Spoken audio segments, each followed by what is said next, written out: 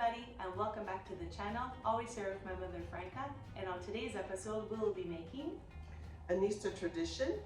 It's a Easter ricotta pie, Crostata di Ricotta Pasquale, and we'll show you how to make the crust and the filling. So we'll get our ingredients ready and we'll be right back. See you soon. Okay, so here we have all our ingredients ready. I have 2.5 cups of flour, half a cup of sugar, half a cup of unsalted butter room temperature, and 2 eggs room temperature. So to do this pie crust, we'll be using the well method.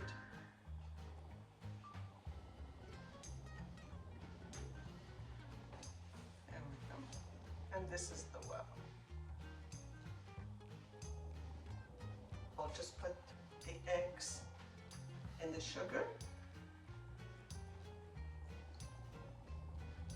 And I will gently beat it.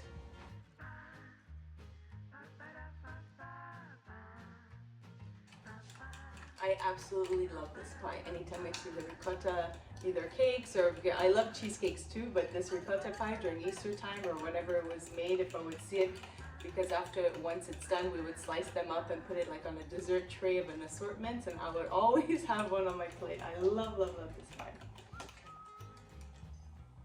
So the egg and the sugar is well mixed, and I will start gently pouring it in.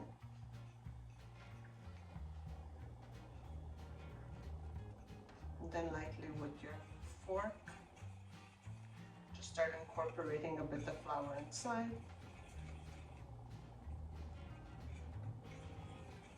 If you're comfortable, you can also use your hands for this, to mix in with your hands. My mother used to use oil for this recipe for the pie crust, but with time I made it my own and I substituted the oil and I put butter. I find it makes more of a flakier crust. Don't forget, they used what they had back then. So we're trying not to break the well. If not, the eggs will escape. We can still catch them, but we try not to break the well.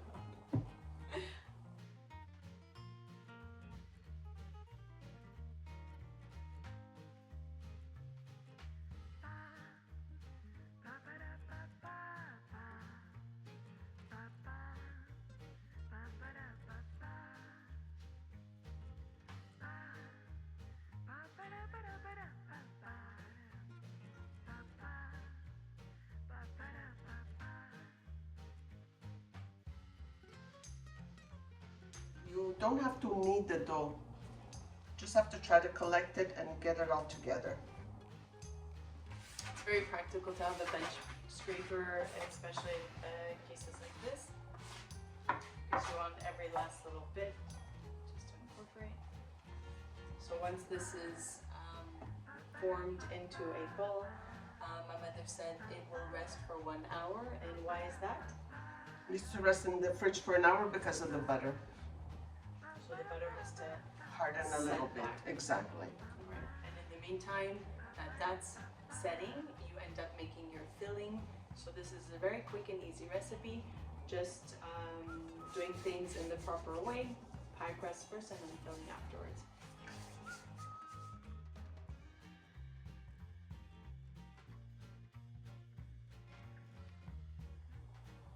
So I'm just going to cut a third off.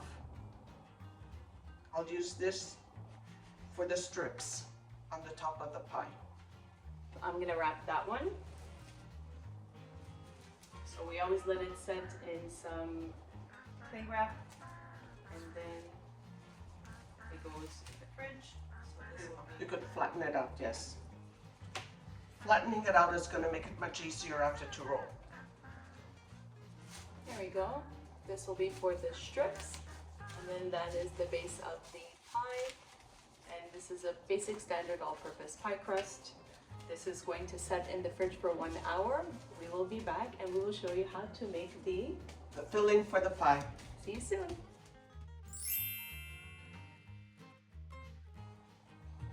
All right, we're back and we are going to prepare the filling. What is in the filling, Franca? I have 4 cups of ricotta, drained, it has to be very dry.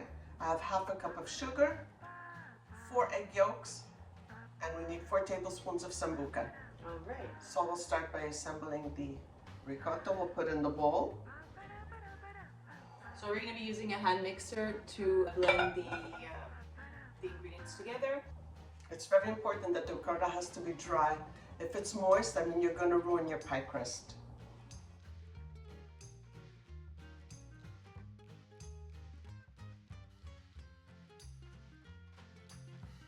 We'll start by mixing it a little bit with the fork, and then we're going to end up with the hand mixer.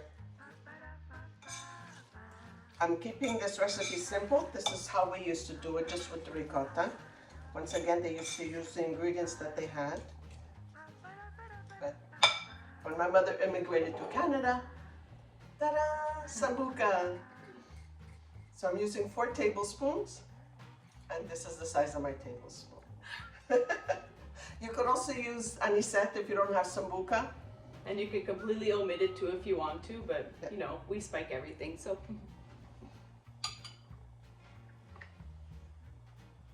Everybody has their own version. And 4. She really likes to mix it with the fork. Our next door neighbors were from Avellino also, and they would add cooked rice in their ricotta pie. We only used to use ricotta. So I'm just using our recipe from Andretta Avellino. And ricotta is such a staple in Italian cooking and baking. It's used very, very often. My parents used to love ricotta. My father made ricotta till the end of his days. Homemade ricotta. And he would also make la ricotta salata. Oh, that was delicious. He would take the ricotta once it was done and take it out of the plastic containers that had openings on the side. And he would salt all around it, and the salt would take out all the moisture. So this process would be done like several times, maybe days or maybe even a week, till the ricotta was firm. And we used to grate it over pasta, soups, minestrone, minestra. It was delicious. I can almost taste it now. So We can show you that recipe soon too. I have to rewind and remember the recipe. I wish I would have paid more attention when he was making it. So now Nancy is going to do with the hand mixer, take out all the lumps and make sure that the egg is completely spread around evenly.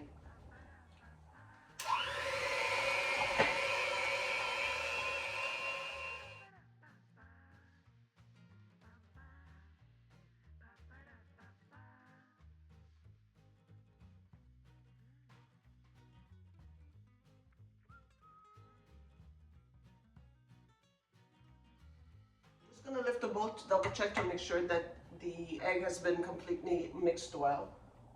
Good. There we go. I did good. So this will sit in the fridge while we remove the pie crust and shape it. Exactly. And then we'll take it back out of the fridge and fill the pie, and then put the strips of pastry on top of the pie. In the fridge it goes. We'll be back with the pie crust. Okay. Okay, so you have to butter your pan generously. So she just has a little knob of butter on a paper towel. Paper towel. And also the sides. Even though there's butter in the pie crust, but this just reassures that it won't stick. Alright, so here are the 2 pie doughs that I've chilled in the fridge for an hour. We're going to start with the base to roll out and form inside the pie crust. And then we are going to roll out the smaller one, the 1/3 one that we cut prior, to roll it out into strips to make the design on top of the pie. So we don't really need any flour to roll out because this is an easy pie crust that already has the butter inside.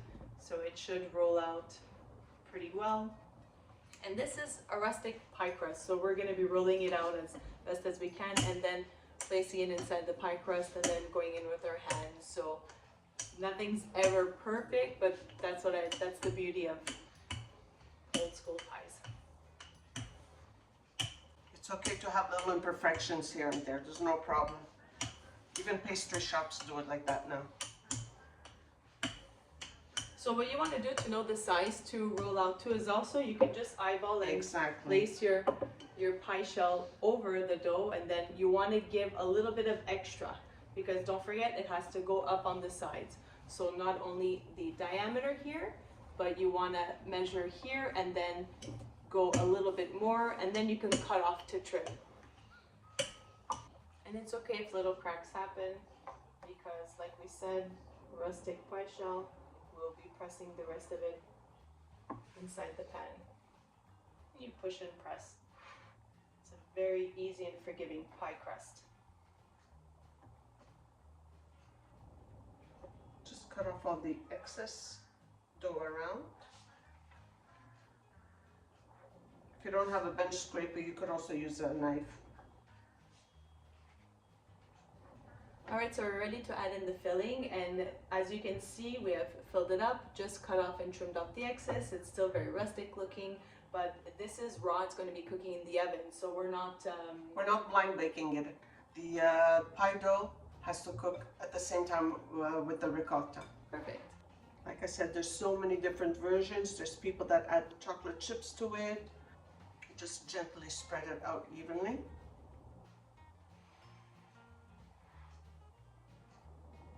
There's regions that also add candied fruits, as we just do simple ricotta.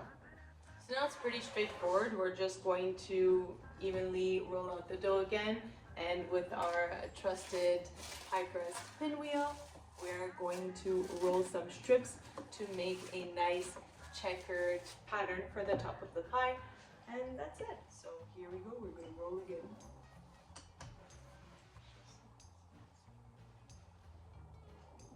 Basically there, maybe a touch more, so that they don't fall a bit short. For this, you're rolling out to the exact diameter of the base, not the sides, obviously. So we don't need it to be stretched out that much.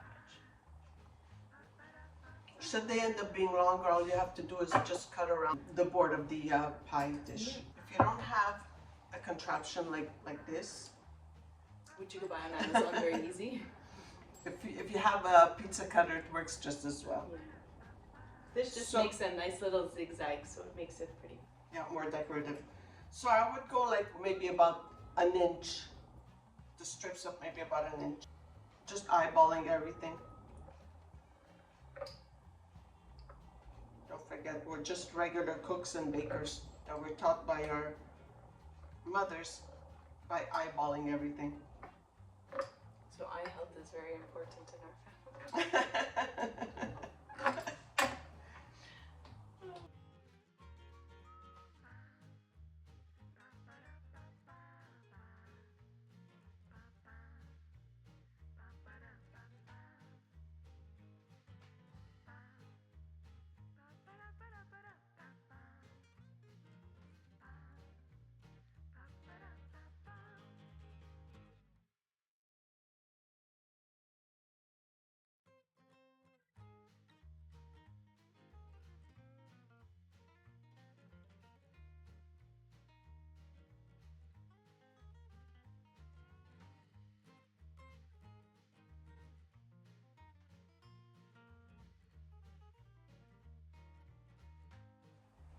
Alright, so after we have firmly pressed in the edges of the trim into the pie shell and trimmed off any excess, here we are and it is ready to bake.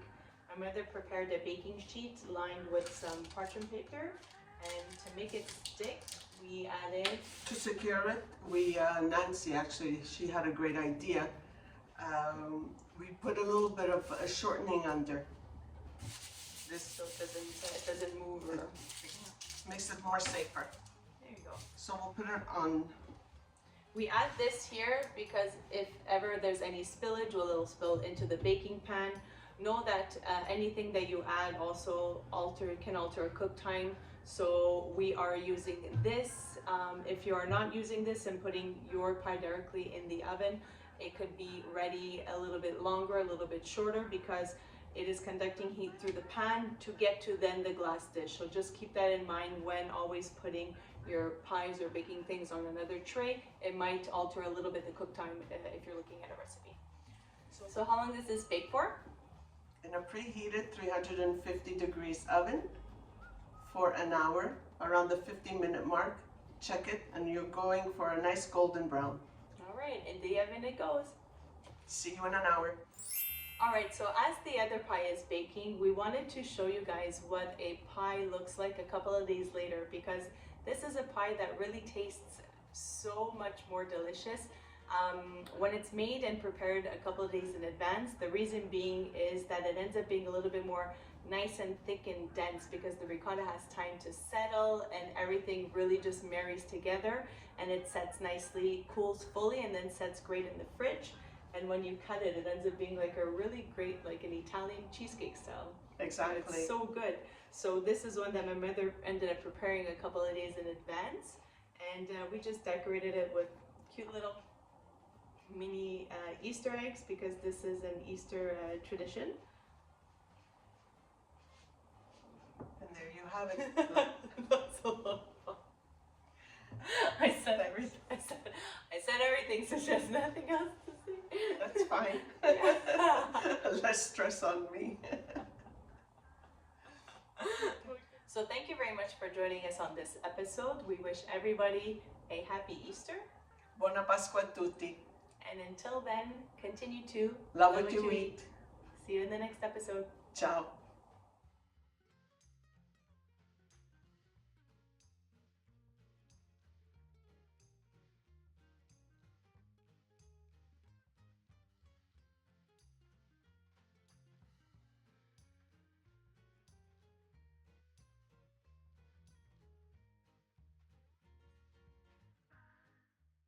Stay tuned for more mother and daughter duo baking on Love What You Eat.